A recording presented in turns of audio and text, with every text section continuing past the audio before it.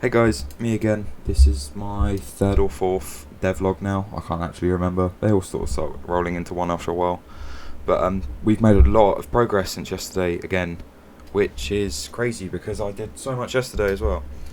So the last devlog I said that we finished audio and most of the interactive pre-production, which now interactive is completely done and we're almost finished with visual pre-production. So yeah, I've been pretty busy today. So if we just move on, so you guys have seen the level sketches already, but now I've started on the weapon sketches. So this is the fart gun weapon sketch. It's just sums up my game as a whole. It's just the comedic effect and the whole. It's a fart gun in my game. It's gonna have two different fire types. I hope anyway, if I can get it to work. Now I've started doing my digital experiments and my movement in my game, I'm starting to realise that some things may be a bit difficult for me to produce, but I'm still going to try and create everything I've been saying I will. So this is it. It's going to be in my third level, so the radioactive level. So yeah, it's basically you'll just pick up off the floor or from an enemy, and it either shoots a fart gun or it shoots like a big blob of goo, acid, whatever you want to call it. So that's that one. The flamethrower type launcher thing, I did actually have a direct copy of what I drew from this, but I couldn't find it again. So I'm rolling with this picture at the bottom right, and for the minute it's just going to throw either it be a flamethrower or a fireball launcher, because it could shoot anything, because it's literally just a big tube launcher. So it could shoot objects like, I don't know. I'll see during production how goofy I'm feeling at the time. But the sketches do help, because like the level design, I'm getting clear, exact ideas of what a weapon should look like and will do. So I can, when production comes, I can model it exactly how it's supposed to look. So to cater for all my melee fans out there, I am also going to create balanced melee weapons that balance with the range weapons. So like this sword, for example, it's mixed between the Crucible from Doom Eternal and a katana. So the katana hilt and ring around the side, and then it's got the Crucible blade, but obviously not laser, whatever the Crucible is made out of. So that's just catering for more of my audience, as well as the rest of the guns. Like I said, it just helps me know exactly what I need to make during production. And my last sketch, is the collectible sketch. So we're going to have coins in every level, either 3 to 5 in every level, on top of the keys and devices that you'll have to find to escape the room anyway. But what I'm going to try and do is make my game a bit more personal to me and who I've been doing this college course with for the past 2 years, and try and use photogrammetry to 3D scan all, like, at least most of their heads, and then have one of their heads in like each level is like the ultimate collectible, because why not? It's my game. It's just supposed to be curious and funny and comedic and goofy. It's supposed to be all of that, so it just fits in really well with that, really. So obviously these sketches aren't great. It's quite literally just me being like, yeah, I just need to get sketches done to say I've done pre-production. But the physics acting of character we've worked a lot on today. I've been just in Unreal Engine pretty much all day, except for writing and analysing stuff. So we've seen the jumping digital experiment. So you guys have seen that. It's just me jumping. Also, it has over 130 views now, so I have no clue how that happened. It's just me jumping around the very basic Unreal Engine area, but we move with it. I created double jump, which is actually a lot simpler than I thought. I also, since this video has been uploaded, I've also edited my jumping gravity and jump force, so the jumping is a lot more realistic and you don't just float like in this video. So that's good. That's all sorted. This is basically just a way for me to get the movement mechanics done and out of the way before production starts, so when production starts I can just work on my 3D modelling, audio and level design. So it just gets all the horrible blueprint stuff done and out of the way.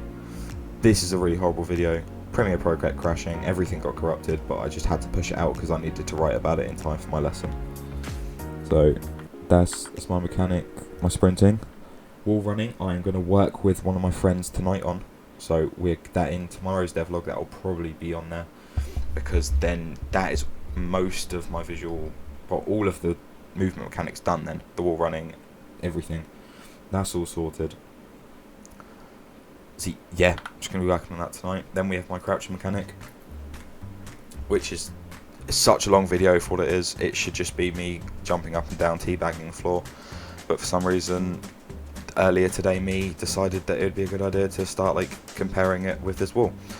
So I won't make you sit there and watch that because it's just painful. But crouching is now in my game. Then we have my sneaking mechanic. So sneaking is essentially just shift walking in Valorant. Yeah, there's a bit of a catch with this one. So yes, it looks cool there. It does not fit in with my game.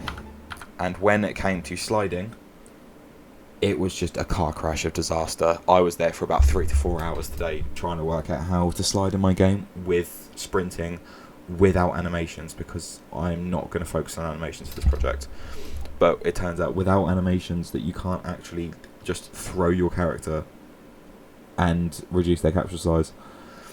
So I'm not going to have sneaking or sliding in my game now. That's a good update to have in my pre-production, because then I don't need to worry about it in production time.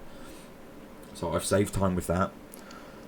But the Vault It package is also not going to be in my game. I've just taken those 3 mechanics out. Crouching is still in my game, and Sneaky Snitch will still play when you're crouched. So don't, my Sneaky Snitch fans out there, do not worry. Sneaky Snitch will still be in the game.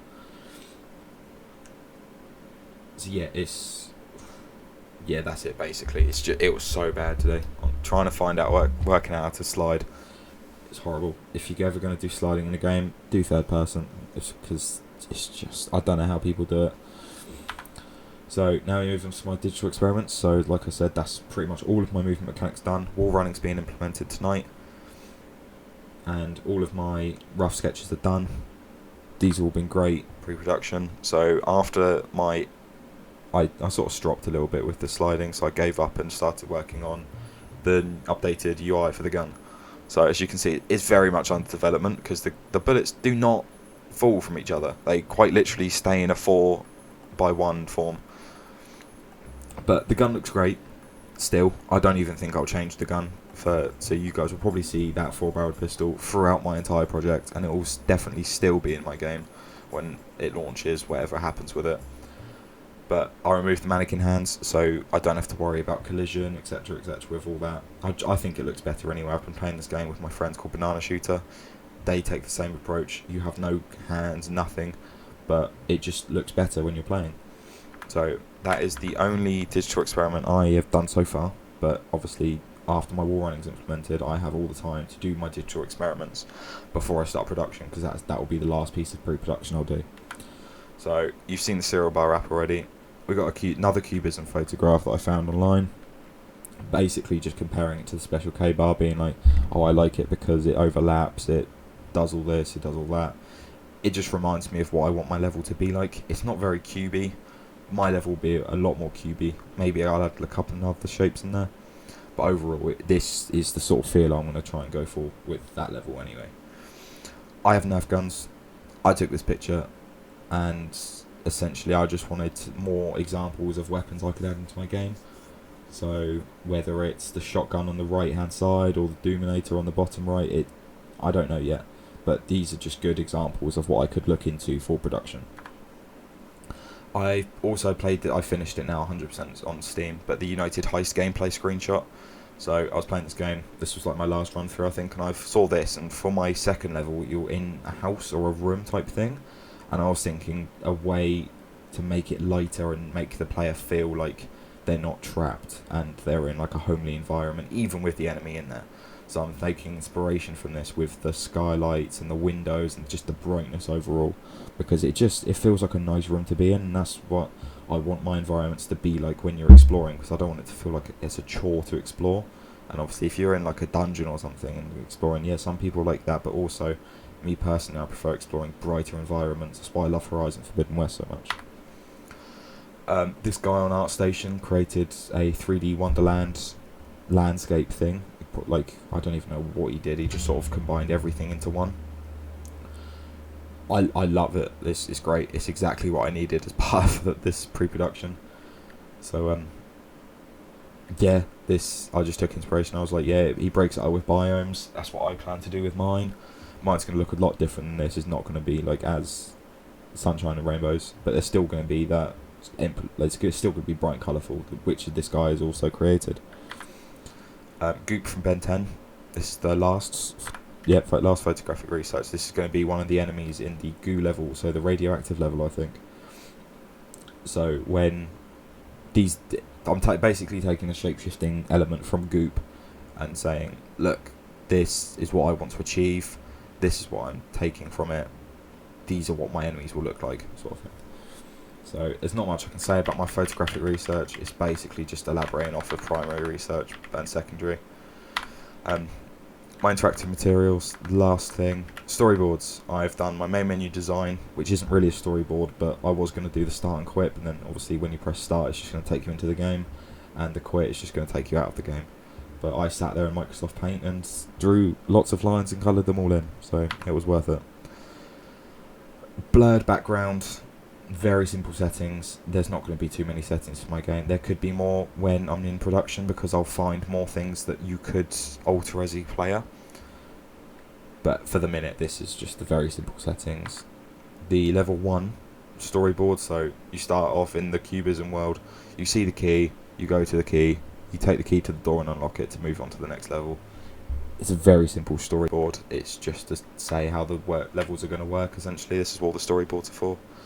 So this is the house level, so obviously it's going to change a lot. The yellow thing in the top is supposed to be a lamp, but I'll definitely change it, and I'll change the designs of the room and stuff as well.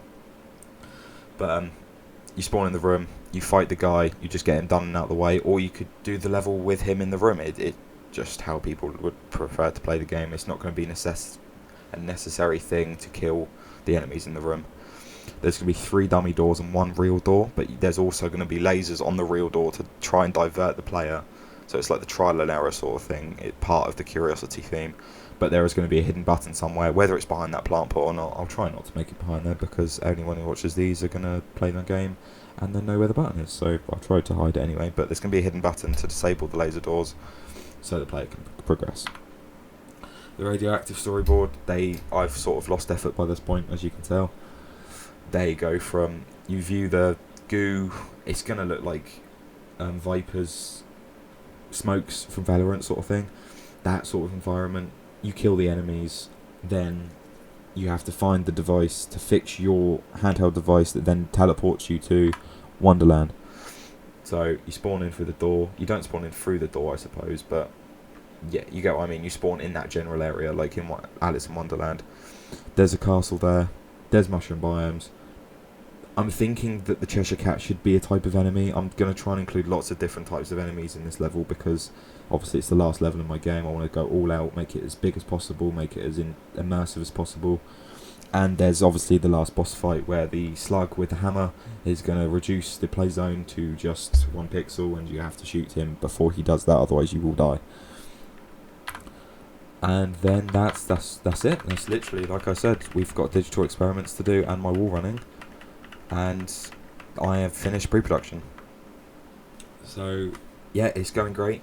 Pre-production has been helpful because yeah, it just prepares me for production. I really feel like it is paying off the more towards production we're getting to, and I'm excited to finish my movements before we actually get to production. So thank you guys for watching, and I'll see you probably tomorrow when I update you on wall running and my digital experiments. Thanks.